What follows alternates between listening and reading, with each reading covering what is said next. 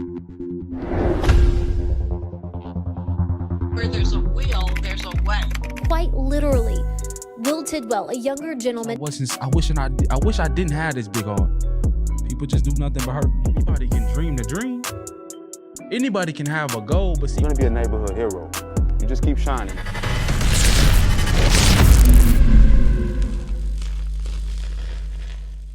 Hey, what's going on, man? This is Will Z Tidwell with SpeakUPZee. You are now tuned into another episode of Z Speaks the Podcast. And the podcast where we talk about real things for real people. Everything from business to life to mental health and everything else in between. But this is our special segment, Neighborhood Hero, y'all, where I kind of get off the camera. It's not about me today. I'm not coming anything with deep today, but I actually want to use my platform to highlight dope things that other people are doing in my local community, in my city, in my state, and even across the country. And today, y'all, I got a very, very special guest for y'all. She has an amazing story. She has an amazing project that she just released that we're going to share with you guys. We're going to get to know her a little bit more today, right? So, Ms. Debra, how you doing today? I'm doing fine. How Good. are you? Doing good. Doing good. Thank you for taking the time to come down with the little folks. And you know what I mean? I know you're famous and everything now. You're an author and you're doing your thing. So I really appreciate you taking the time. Thank you for having me. For sure. But for the people that don't know, Ms. D, can you just kind of give them a little background about just who you are, what you do, and then I'm going to ask you another question after you kind of get that spiel. So just real quick, who you are and what you do a little bit. All right. My name's Debra Davis. Yep. I am an author, published author Yep. of Briana's Dreams. I Just Want to Know. I'm married to my husband of 31 years, Wow. Charles Davis. Wow. I have 2 children, 2 grandchildren. Wow. I work for the Little Rock School District Yeah. and as a CBI parapro. What does that entail, real quick? What does that look like? It's working with children with special needs, Gotcha. autism, Gotcha. from there to behavior problems. Yeah. And you have to have patience to know how to deal with that. Absolutely, you do. And that's what I was going to say. That seems like it's a job that takes a lot of patience, right? And you have to have a real love for that type of thing. You really do. You know? Because I worked with, what you would just call your kids that may not have some of those special needs. And I was tested. And you really got it. The thing about trying out different things in your life is that you really had that recollection to sit down with yourself at some point and you say, is this something I really love? Right. You feel me? Right. Because if you don't really love it, you ain't going to show up for it. Or you're going to have to do it. You know? Right. So for you, what's that thing that keeps you going to not only do the work you do as a publisher and as an author, but to be able to show up for those kids every day? What's the thing that keeps you going to do that every day? If I don't do it, who else will? Yeah. Because they really need somebody in their lives to understand why they're behaving the way they are. Absolutely. Why they're not learning the way they are. Absolutely. And not only them, we have parents that really need that. They need that extra help. Absolutely, they need somebody to help them to understand that you need to advocate for your children. Yep. Because we don't have enough of that. Yep. With children with special needs. Absolutely. That's so profound. A lot of times they do get funding, but it's like they're not utilizing the funding that they're given for their needs. So are you talking about the parents or are you talking about the educators? The educators. Got you. Administrators. Got you. The big dogs up top in the education system.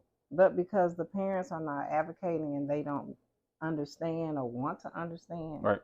We don't know why.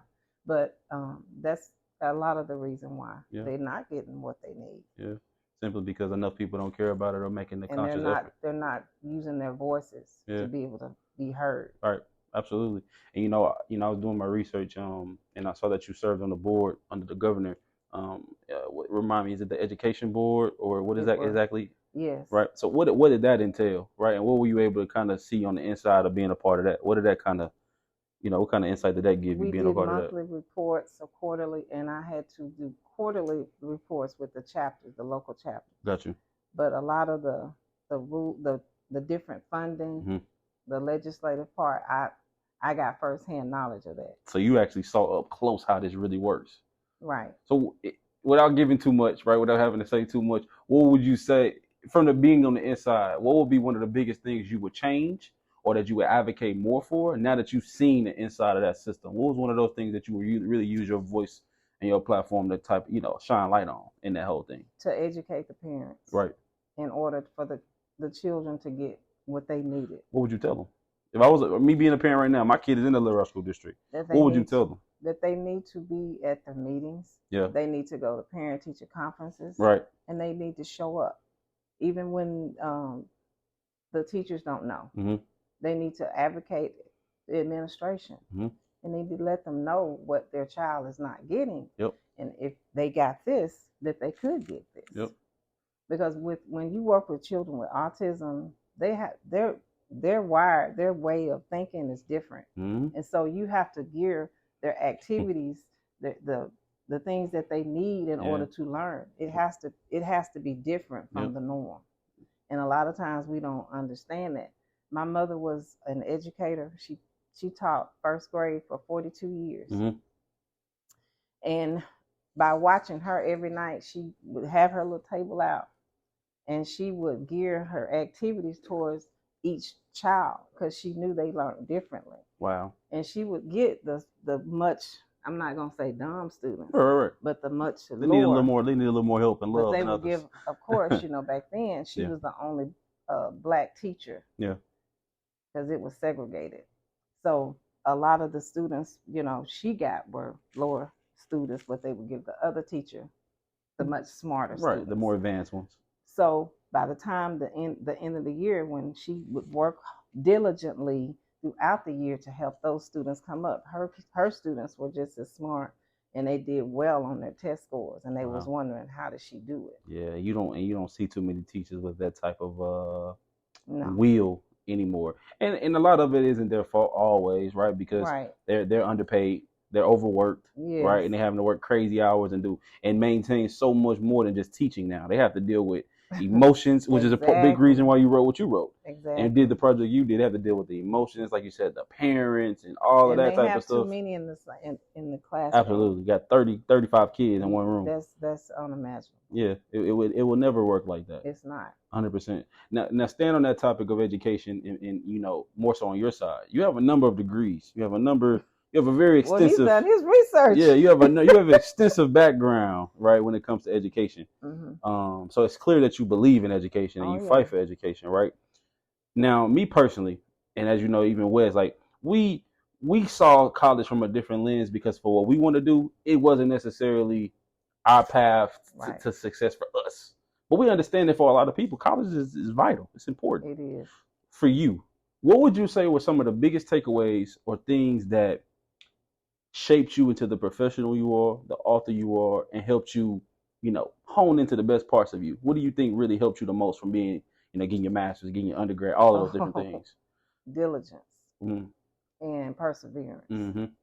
When you have instructors that they tell you can't do it, or you get that F, that D, and you seem like you just can't get it. Yeah, I never gave up, even at the age that I went back at a later age. Absolutely. When my children were older. Yeah.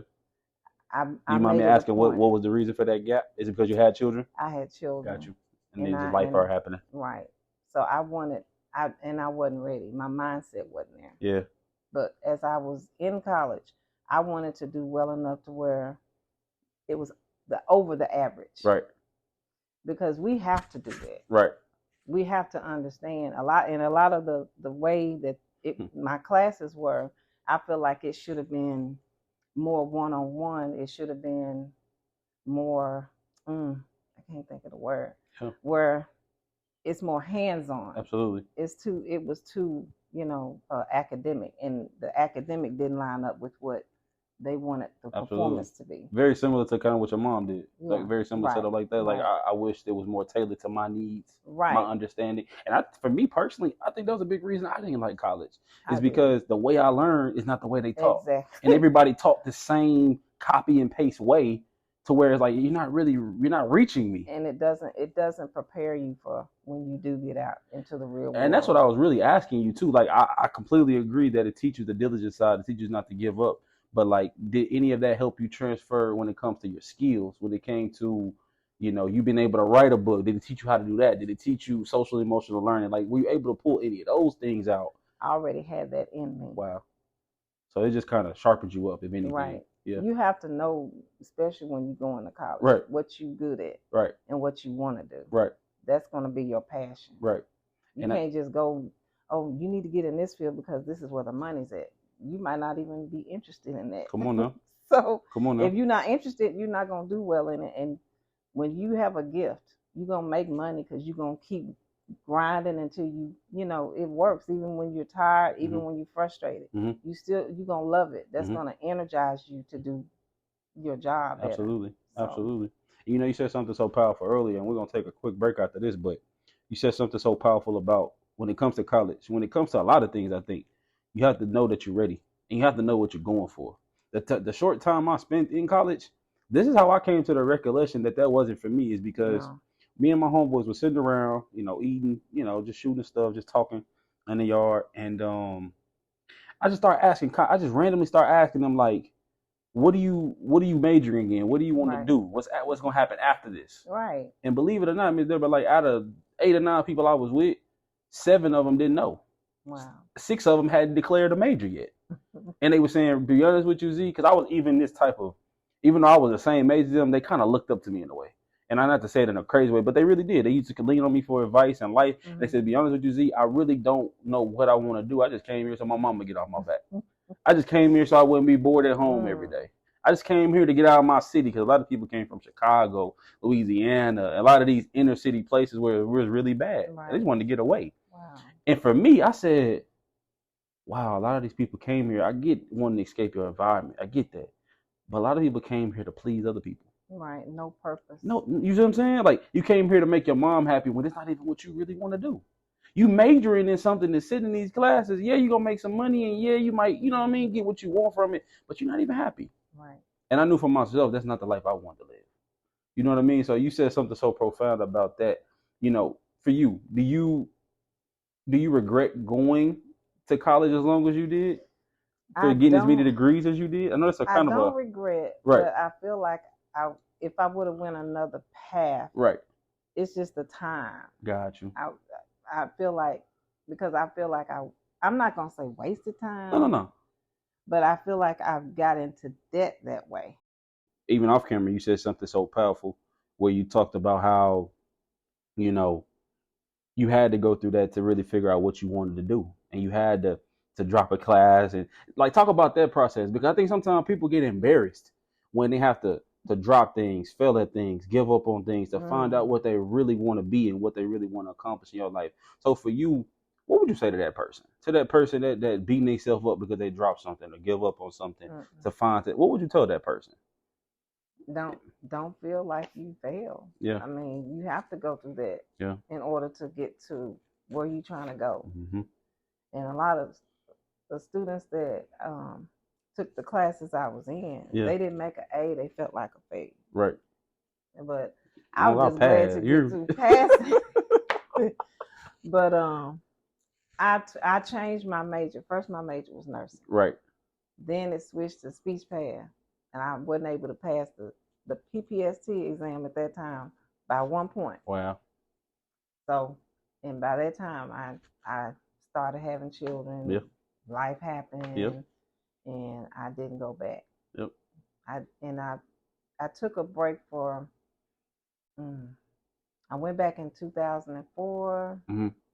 I quit in 1989. So how long was that? You went back in what year? In 2004. And you quit in 89? Well, 2001. What's wrong? To what? I'm sorry, my producer being what? 22 years. I was trying to get. I was trying to hear the first number though. You see what I'm saying? 2001, so now you said 22 years now. At first it was 25 years. You said 89 to 04? Yeah, I quit. Hey, with 15 in 89. Yeah. And I went back in 2001. Cut that out. No, we keep it all that. I went back in 2001. Right. I took classes at Pulaski Tech. Yep. That's when I started back. Got you. And realized I wanted to pursue education. Did you feel uncomfortable going back after so long? I'm old. Looking at these kids, like 17. Yeah. I was you very intimidated? Yeah. How were you able to kind of overcome that and keep building that courage to keep going back every day? What was the biggest thing that kind of helped you get through that? Because I looked at the goal of what I wanted to accomplish. Now you got kids to fight for too. I bet that was some extra hunger. Yes. Yeah. My son, my daughter Yeah. at the time, you know, he was excited that I went to school. Absolutely. I bet it was dope to let them see you walk across that stage too. It was. I bet that was cool. It was. Yeah, for sure. Speaking of inspirations, right?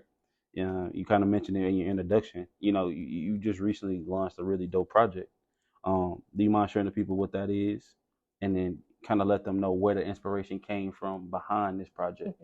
You were kind of getting into it on camera. I said, "Hurry up, turn the camera back on," so you can tell them one time. But yeah, showing Okay. you mind showing them real quick. Show the camera real quick, y'all. Yes. Let them see. Put a pen into the middle right there. You know what I mean? This is the paperback. Yep. Of Briana's Dreams. I Just Want to Know, and Yep. this is the hardcover. Yep. First time ever.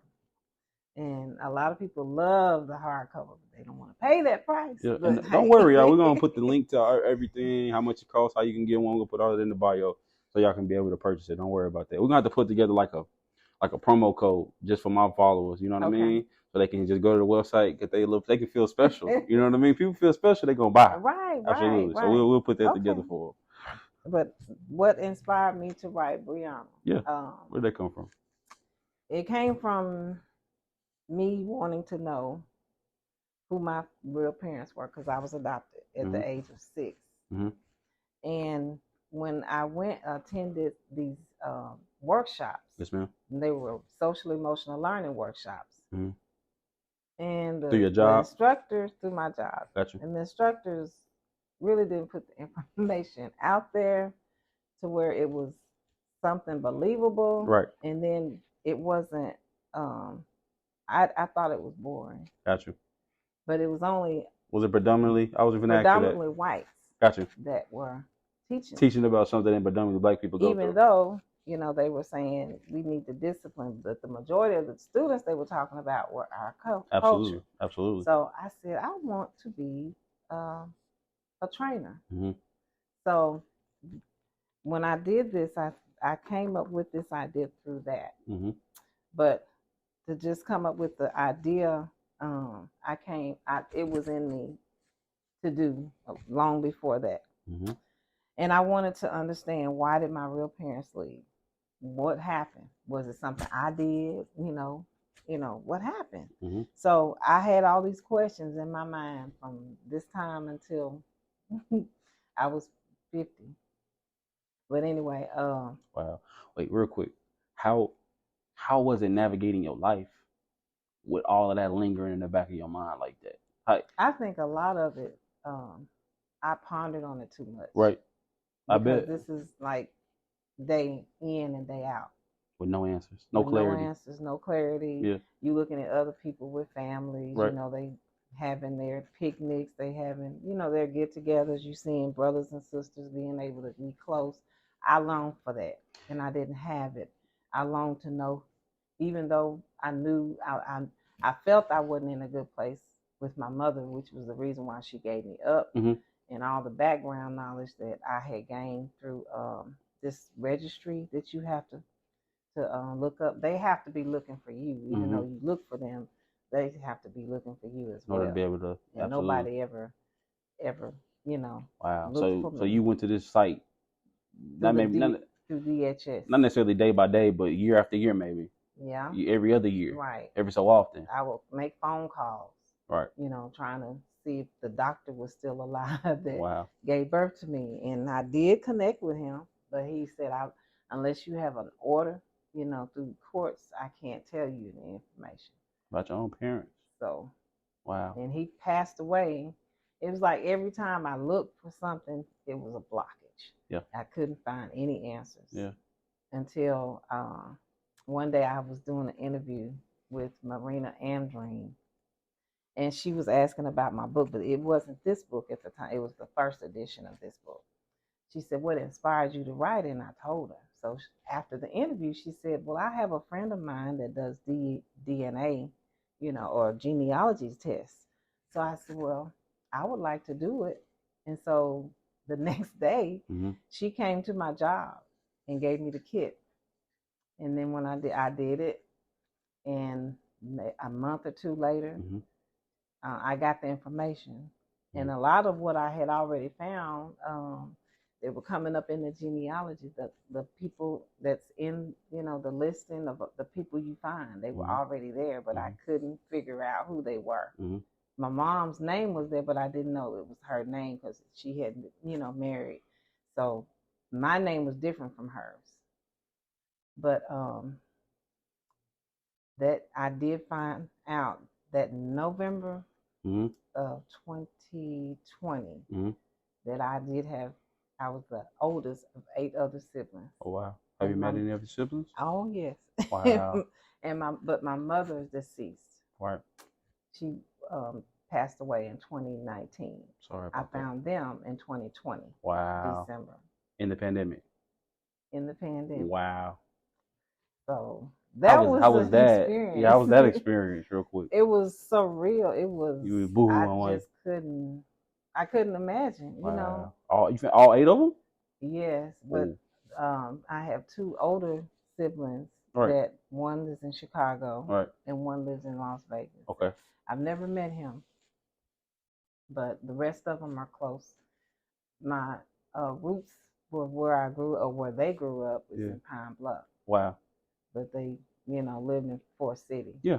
Which I always felt something about Forest City because the former pastor where I went to church, he said he felt like he knew some of my people, which he did.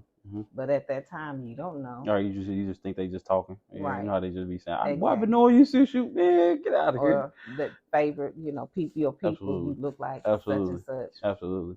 But it never really, nothing tangible that you can really follow, though. Yeah. Until that year. Yeah.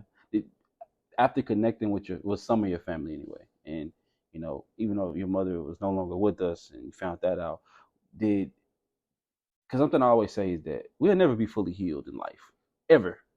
We're always going to be constantly tending to some scar in our life, old or new. But did that kind of mend any of your wounds? Oh, yeah. Being able to connect with them? It did. Yeah. It really did. Yeah. But like you said, you're going to always have those moments, those deja vu moments. Of course. Where things trigger. And like I said, I think that it shaped a lot of my thinking in my relationships because of, the abandonment issues, the mistrust, all of that. It plays a part in whether people believe that or not. 100%. And so you took all of that emotion and you put it into this project. I did. Yeah, for sure. What would you say was probably one of the most difficult parts of creating this project? What was because this is the whole point of this show. It's not only to highlight dope things that dope people are doing that don't get the recognition they deserve, but to show people along their journey before they become famous, before they become a household name. Because if you look at it, a lot of these interviews we see these days, they're interviewing people that already made $1 million, already then sold 100,000 books, already is in New York. But nobody really highlights the people during the journey, during the process of becoming who they become. So for you, for the people out there that's about to become an author or is in that process of trying to be an author, what would you say was one of the hardest parts for you, whether it's on the actual skill side of writing it or even from the emotional toll it might have taken on you to actually put this project together? I would say the skills part. Yeah. Knowing not to go by what other people are telling you to write. Right. But using your own voice and sticking with that and not being afraid to stick with what you perceive, because people don't know what you've gone through. They don't know how long it took, because it took a minute to get this project. How long did it take? Out. Start to finish? From idea. Like I said, I know you had the idea a long time ago, but from first written word in the rough draft to final. So you said about a year in all. Wow. What was your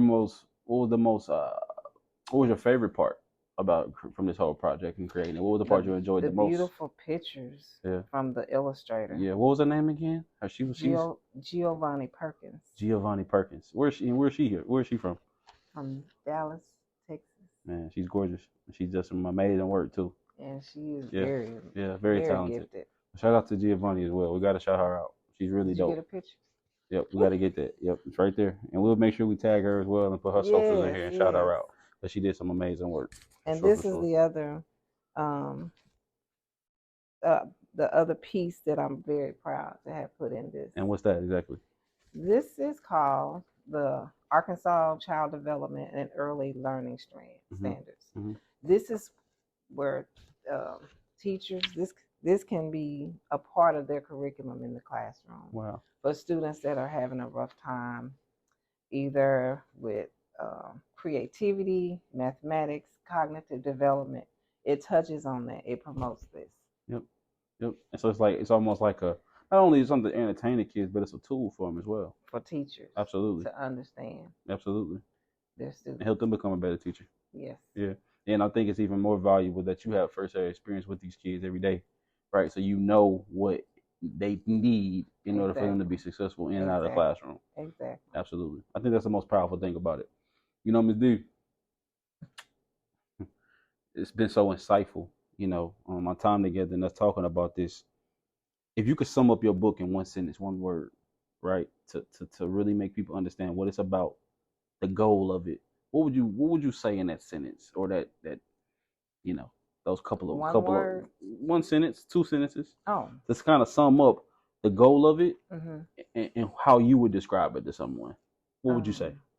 A guide for any student that's dealing with trauma or abandonment issues, to use it as to know that they're not alone.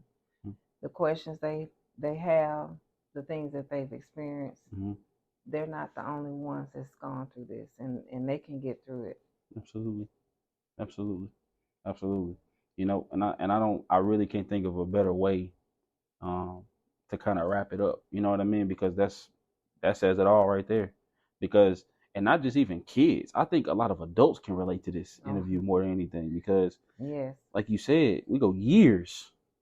In fact, I showed this book to one of my friends that worked at the bank. Yes, ma'am.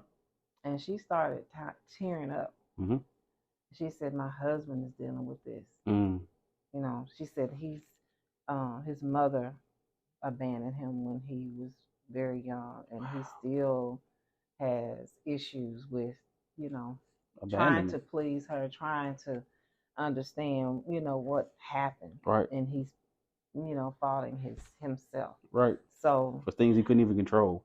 Right. And when I first, a lot of people have done this. Right. And at first when I saw that, I'm like, how is it touching? Because it was geared to children. But that's when I saw and learned we all still big kids. That. Right.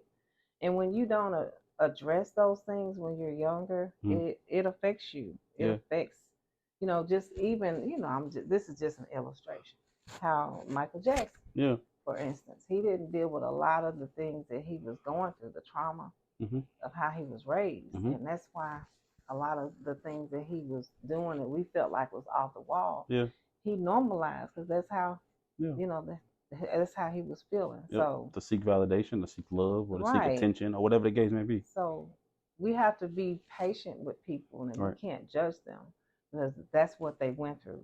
That was, their problem, that they needed help with. We need to help and reach out to people more. 100%. And before, I'm going to ask you two more questions.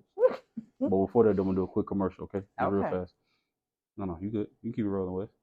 You turned it off? No, you keep it rolling. Yeah, we're good. Quick commercial, then we'll go back to it. Are you a nonprofit or a small business or any type of organization that is in need of some writing, some media, marketing help? And why haven't you called Esquire Writing Media today? And we help everything from ghostwriting to business planning to business development to content creation, everything else in between. We can help you with that. All you have to do is call us at 501-529-7324, or you can reach out at SpeakUPZee.com/Esquire. And Esquire is waiting on you. We can't wait to help. All right, back to the episode. Cool. People be laughing when I have to do those little interruptions, man, but I have to do them. But real talk, even what you said about your friend and how that it's still impacting him as an adult and her husband. How did you navigate all that you were dealing with, all of your feelings within your 30 years of marriage? Ooh. Were there ever any times where your feelings, your scars kind of bled into the relationship and hurt it or damaged it? Or I know it did. Yeah. It did. Is there a time that kind of really, and maybe without getting too personal, anything that kind of comes to mind where you was like, I know I got to work on this, or you know, you had to apologize maybe, or you had to kind of walk back on something you said or did because of that? Anything like that come to mind? I felt like I needed validation too much. Right. And it didn't have anything to do with him. Right. It had everything to do with me. Mm-hmm. And if I would have, you know, had that confidence and had that trust, but all of it stems back from they won. Abandonment. Absolutely. You know, when you have abandonment issues, you really have to understand that person's thinking. Yep. They don't. You're thinking, oh, you know, you need to get, you know, get out. You know, I'm not leaving, or I'm not, you know, I've already told you too many times I love you. Absolutely. Why do you keep asking? Like, you know, my nerves now. Yeah. So I know I got on his nerves a lot. Yeah. In 30 years. But I know, and then some of it might have been through the things I went through in my first marriage, and I took it to my second marriage. So it's a lot. But if I would have gotten, maybe saw help when I was going through all of that, I would have. We wouldn't have went through all the things we went through. Right. How are you able to navigate that now, though? How are you able to? Because from my understanding, Briana is you, right? Yeah. That's you. Yeah. So how are you able to navigate that now? Now that you've taken those feelings, you've taken that chapter of your life, or multiple chapters at that of your life, and put it on the pages and you shared it with people. I know some type of freedom had to come from that. So how are you able to like navigate your relationship and your friendships and your, you know, relationships in general, even with your brothers and sisters? How is that now? Now knowing that you've been able to kind of come out of that and share that story with the world now. How is that for you?